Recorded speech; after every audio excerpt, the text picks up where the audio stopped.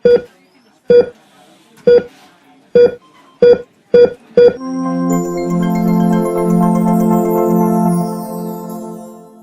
Hello guys, Ram Ram जी।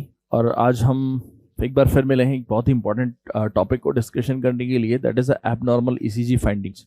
तो आज मैं आपको बताऊंगा कि एबनॉर्मल ईसीजी फाइंडिंग्स के अंदर हम क्या क्या देख सकते हैं। और मतलब लाइक हर बार, हर साल, हर एग्जाम में इसका डेफिनेटली आपको कोई ना कोई क्वेश्चन देखने को मिलता है। तो चलिए शुरुआत करते हैं पी वेव से। तो पी वेव एब्सेंट, तो सबसे पहले पी वेव एब्सेंट की बात करते हैं कि सर पी वेव एब्सेंट किसके अंदर मिलती है। तो पी वेव एब्सेंट मिलती है एट्रियल फिब्रिलेशन के अंदर। फिर हमारे पास एक कंडीशन होती है पी माइट्रल। पी माइट्रल वाली कंडीशन आपको किसके अंदर मिलेगी? आपको लेफ्ट एट्रियम जब स्ट्रेच हो जाएगा, लेफ्ट एट्रियम स्ट्रेच या फिर लेफ्ट एट्रियम का एनलार्जमेंट हो जाता है, तो आपको पी माइट्रल वाली कंडीशन मिलती है। और ये वाली कंडीशन आप किसके साथ रिलेट करते हैं? That is a mitral stenosis. तो यहाँ पर माइट्रल स्टेनोसिस की वजह से भी ये मिल सकती है। अगर आपको पी माइट्रल आपको दिख रहा है ईसीजी के अंदर, तो माइट्रल स्टेनोसिस के लिए आप जा सकते हैं। ठीक है। तो दूसरी बात ये आती है कि सर इसको याद कैसे रखेंगे। तो याद करने के लिए आप यहाँ पर एम फॉर माइट्रल और एम फॉर माइट्रल स्टेनोसिस आप यहाँ पर याद रख सकते हैं। और इसका अगर ईसीजी पैटर्न दिखाऊं तो ईसीजी पैटर्न आपको इस तरह से दिखाई देने वाला है, राइट। ये पी वेव है, तो पी वेव जो है वो डबल डबल हो जाएगी यहाँ पे। फिर अगर हम आगे बात करें तो पी पल्मोनल की हम बात करते हैं। ठीक है, पी पल्मोनल ये किसकी वजह से हुआ? सर ये राइट एट्रियम का एनलार्जमेंट हो गया, राइट एट्रियम का एनलार्जमेंट हो गया, उसकी वजह से ये। और पी वेव के अंदर याद रखना कि पी फॉर पल्मोनल और पी फॉर आपको पीक वेव दिखाई देगी, है ना। पी फॉर पी पल्मोनल और पी फॉर पी वेव जो है वो पीक दिखाई देगी। इसका मतलब ये है कि पल्मोनरी वाले डिजीजेस लाइक पल्मोनरी हाइपरटेंशन हो गया, उसके अंदर आपको ये वाली प्रॉब्लम देखने को मिल सकती है। Now we are talking about the P R interval. What will happen in the P R interval? Either P R interval will short or prolonged. If we are talking about the short only, then we can see in the WPW syndrome, Wolff Parkinson White syndrome के अंदर अगर हम देखते हैं तो P R interval short मिलेगा। अगर prolonged की बात करें तो प्रोलॉन्ग्ड हम बात करते हैं फर्स्ट डिग्री हार्ट ब्लॉक के अंदर। फर्स्ट डिग्री हार्ट ब्लॉक के अंदर हमें कैसा दिखता है? प्रोलॉन्ग्ड पी आर इंटरवल दिखता है। लेकिन अगर मॉबिट्स फर्स्ट की बात करें, मॉबिट्स फर्स्ट के अंदर भी, मॉबिट्स फर्स्ट हार्ट ब्लॉक जो होता है उसके अंदर भी हमें पी आर इंटरवल कैसा दिखेगा? प्रोलॉन्ग्ड दिखेगा। लेकिन हम मॉबिट्स सेकंड्स की बात करें, मॉबिट्स सेकंड के अंदर मॉबिट्स सेकंड के अंदर पी आर इंटरवल जो है वो नॉर्मल पी आर इंटरवल दिखाई देगा। तो आपको याद रखना पड़ेगा कि मॉबिट्स सेकंड के अंदर नॉर्मल पी आर इंटरवल होता है, लेकिन मॉबिट्स फर्स्ट के अंदर पी आर इंटरवल जो है वो ज़्यादा होता है। ठीक है। अब आगे बात करें डीप क्यू वेव्स की। तो डीप क्यू वेव्स हमें कहाँ कहाँ दिखाई देने वाली है? डीप क्यू वेव हमें एम आई के अंदर दिखाई देने वाली है, मायोकार्डियल इन्फाक्शन के अंदर दिखाई देने वाली है। अगर क्यू आर एस वेव की बात करें तो क्यू आर एस वेव जो है अगर नैरो हो गई तो नैरो होते ही आपका दिमाग कहाँ जाएगा कि सर ये पी एस वी टी के केस में जो है वो नैरो हो जाती है। अगर हम बात करें वाइड, अगर wide Q R S complex दिखाई दे रहा है तो इसका मतलब सर ये वेंट्रिकुलर टेकिकार्डिया वाला केस है। अगर हम बात करें कि यहाँ पर वाइड है और वाइड के साथ साथ यहाँ पर वेरिएबल एप्टीट्यूड भी है। क्या है? Variable aptitude. तो अगर वाइड के साथ वेरिएबल एप्टीट्यूड है तो यहाँ पर पॉलीमॉर्फिक वेंट्रिकुलर टेकिकार्डिया होगा। क्या होगा? Polymorphic ventricular tachycardia. तो हमारे सामने क्यू वेव को लेकर के तीन बातें आ गई। कौन कौन सी? सर नैरो किस में होगा? पीएसवीटी के अंदर होगा। वाइड किस में होगा? वेंट्रिकुलर टेकिकार्डिया के अंदर होगा। And wide and variable aptitude किसके अंदर होगा? That is a polymorphic ventricular tachycardia. अब अगर हम बात करें जे वेव या कि ऑसबॉर्न वेव की, this is a really important most important just because of previous year, just recently इसके अंदर क्वेश्चन आया था कि ये किसके साथ रिलेटेड है। तो ये हाइपोथर्मिया के साथ रिलेटेड है। हाइपोथर्मिया के अंदर ये वेव दिखाई देती है।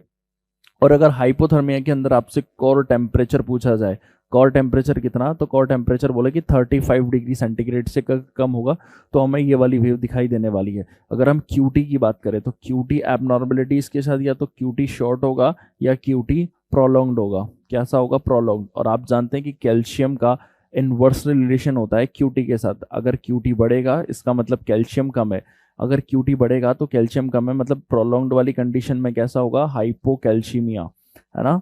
और अगर क्यूटी शॉर्ट है, क्यूटी शॉर्ट है तो क्या होगा? क्यूटी शॉर्ट है तो हाइपर कैल्शीमिया, है ना। तो ये दोनों का आपस में इन्वर्स रिलेशन है। तो हमने एबनॉर्मल फाइंडिंग्स के बारे में सबसे पहले इन सब वेव को एक एक करके देखा, इन सब एक एक करके इन सारी वेव्स के बारे में हमने डिस्कस किया कि कौन सी वेव किस तरह से मिलने वाली है, किस तरह से इनकी फाइंडिंग्स रहने वाली है। चलिए हम आगे बात करते हैं किसके बारे में, हम एसटी एलिवेशन के बारे में बात करते हैं। और एसटी एलिवेशन के बारे में जब हम बात करते हैं तो यहाँ पर एक न्यूमोनिक हम रखते हैं, that is elevation A B. क्या रखते हैं? Elevation. What E stand for? E का मतलब क्या है सर? यहाँ पर E like early repolarization variant, early repolarization variant. अगर अर्ली रीपोलराइजेशन वेरिएंट है तो वहां पर एसटी एलिवेशन देखने को मिलेगा। और क्या हो सकता है sir? What L stand, L किसके लिए स्टैंड करता है? दैट इज अ लेफ्ट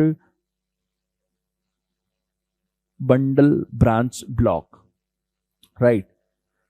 इसके बाद ई किसके लिए स्टैंड करता है? That is a electrolytic imbalance, electrolyte imbalance. अगर मैं एग्जाम्पल की बात करूं, इलेक्ट्रोलाइटिक इम्बैलेंस के अंदर हाइपरकैलेमिया, हाइपरकैलेमिया के अंदर एसटी एलिवेशन हमें देखने को मिलता है। एसटी डिप्रेशन अपन हाइपोकैलेमिया के बारे में बात करते हैं। अगर what is the mean of A? That is a ventricular aneurysm, right. What is the मतलब like what ventricular aneurysm? This is a complication of MI, complication of MI। ये MI का क्या है? कॉम्प्लिकेशन है। अगर T का मतलब अगर बात करो तो यहाँ पर ट्रॉमा ड्यूरिंग पेरिकार्डियोसेंटेसिस, पेरिकार्डियोसेंटेसिस के टाइम पे अगर ट्रॉमा हो गया तो उसकी वजह से भी हमें क्या मिल सकता है? एसटी एलिवेशन देखने को मिल सकता है, right. What is the mean of I? I का क्या मतलब है यहाँ पर? सर आई का मतलब होता है कि इंजरी हो गई है। किसकी वजह से? Injury due to ischemia, due to ischemia, right. तो यहाँ पर हमें एसटी एलिवेशन देखने को मिल सकता है, एक कॉन्वेक्सिटी देखने को मिल सकती है, right. What is the mean of O? That is a Osborn और a J wave। और अभी अभी इसके बारे में बात की कि what will be the core temperature? That is a 35, less than 35 degree centigrade. And N का मतलब क्या है? That is a non-occlusive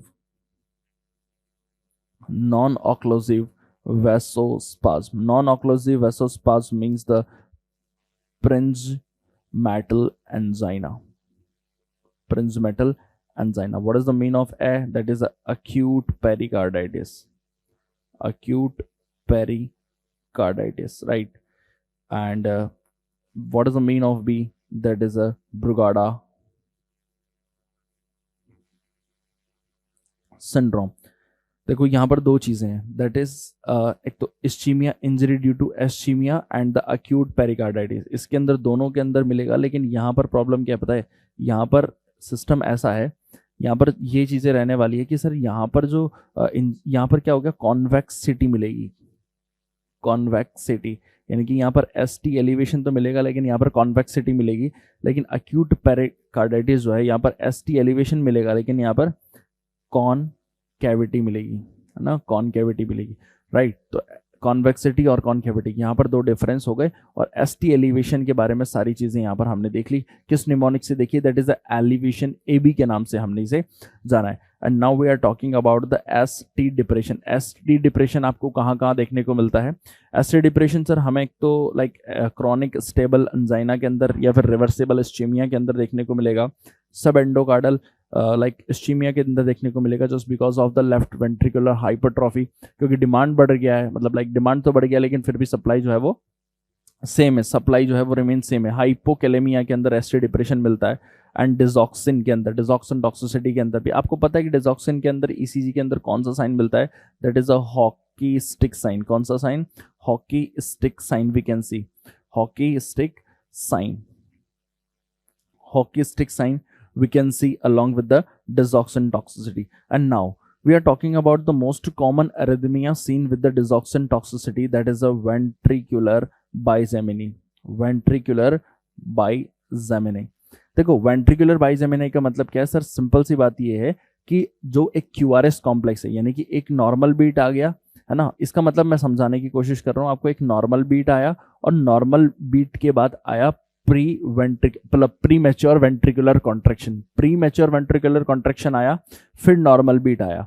अगर प्री मैच्योर वेंट्रिकुलर कॉन्ट्रैक्शन आया तो इसकी वजह से क्या हो जाएगा, इसकी वजह से ब्रॉड QRS हमें देखने को मिल सकता है। अगर आप अगर यहाँ पर ECG देख रहे हैं तो ये किसकी है, ये वेंट्रिकुलर बाइजेमिनी की VCG है। देखो यहाँ पर ये नॉर्मल है, लेकिन यहाँ पर प्री मैच्योर वेंट्रिकुलर कॉन्ट्रैक्शन है, फिर नॉर्मल है, फिर प्री मैच्योर वेंट्रिकुलर कॉन्ट्रैक्शन है। तो ये जो पिंक कलर से आपको शो हो रहा है that is a PVC।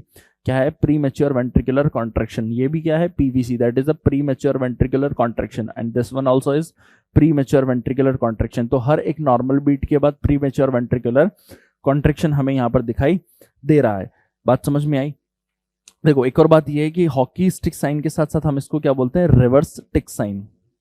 Reverse tick sign भी इसे कहते हैं, राइट।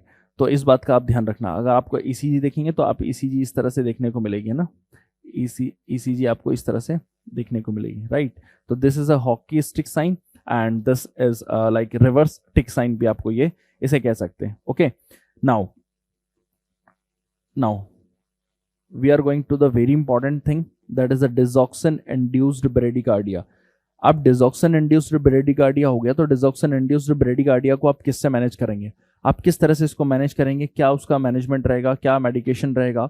अगर हमारे साथ अगर ऐसी सिचुएशन आती है कि digoxin induced bradycardia है तो हम उसको एट्रोपिन से मैनेज करते हैं। किससे, एट्रोपिन से मैनेज करेंगे। देखो अगर एट्रोपिन के बाद भी अगर हमें जरूरत पड़ती है तो हम उसको transcutaneous external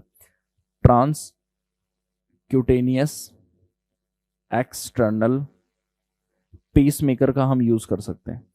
transcutaneous external pacemaker का हम यूज कर सकते हैं, राइट। तो what will be the management of the digoxin induced bradycardia, that is atropine और transcutaneous external pacemaker if required. This is a very important thing. सबसे पहले तो हम किसका यूज करेंगे सर, हम डिजॉक्सिन का एट्रोपिन का यूज करने वाले हैं, और उसके बाद अगर हमें रिक्वायरमेंट होती है तो हम किसका यूज करेंगे, ट्रांसक्यूटेनियस एक्सटर्नल पेसमेकर का हम यूज कर सकते हैं। And what will be the specific treatment of the digoxin toxicity, इसका आंसर तो मेरे ख्याल से हर एक बच्चे को पता होगा, और नहीं भी पता है तो शायद पता होना चाहिए। That is a specific antibody, digoxin specific antibodies, digoxin specific antibodies. और इन एंटीबॉडीज, देखो अगर एग्जामिनर को क्वेश्चन टफ बनाना होगा ना तो वो ये टर्म लिख के देगा, क्योंकि इसका दूसरा नाम क्या है, डिजी बैंड। और डिजी बैंड तो सबको पता है ना, डिजी बैंड तो सबको पता है। अगर एग्जामिनर को इजी क्वेश्चन के साथ थोड़ा सा खेलना है तो वो क्या करेगा, नाम को चेंज करके दे देगा, that is the digoxin specific antibodies, that is known as a Digibind. And now at the end of this session हमारे पास एक बहुत ही अच्छा क्वेश्चन है, ये आपको बहुत सारी इंफॉर्मेशन देके जाएगा। मेरे ख्याल से आप सभी लोग इस क्वेश्चन को बहुत आराम से पढ़ेंगे और इस क्वेश्चन का जवाब देने की कोशिश करेंगे, right. A 40-year-old alcoholic present with a syncope episode after the binge drinking। उसने बहुत सारा ड्रिंकिंग कर लिया है, right. On examination pulse is fast and rhythm is regularly irregular। देखो pulse is fast and rhythm is regularly irregular with a systemic BP, that is 80 mmHg। ECG done हो गया है और एब्सेंट है P wave and irregular R interval and what will be the treatment. देखो इस question को कैसे पकड़ना है। देखो यहाँ पर pulse is fast and rhythm is regularly irregular, यहाँ तक ठीक है। अगर हमें आगे ECG नहीं देता वो, तो हम इस क्वेश्चन पे थोड़ा सा इन बातों पे थोड़ा सा स्टिक करके सोचते क्या हो सकता है, लेकिन उसने ECG करके बता दिया। और ECG करके बता दिया, क्या बताया सर, P वेव तो क्या है, एब्सेंट है। और P वेव एब्सेंट होते हैं, आपके दिमाग में आना चाहिए कि sir this is the case of atrial fibrillation. और एट्रियल फिब्रिलेशन का केस है तो हमें आगे क्या मैनेज करना है, what will be the management. देखो what will be the management, that is a very beautiful mnemonic, that is a race. सबसे पहले हम क्या करेंगे सर, सबसे पहले हम रेट कंट्रोल करेंगे। क्या करेंगे, रेट कंट्रोल करेंगे। रेट कंट्रोल करने के बाद हम क्या करते हैं, एंटी कोएगुलेंट्स देते हैं। और C के बाद हम क्या करते हैं सर, C का मतलब ये है कि केमिकल कार्डियोवर्जन। क्या करेंगे, केमिकल कार्डियोवर्जन। और E का मतलब क्या है सर, इलेक्ट्रिकल कार्डियोवर्जन।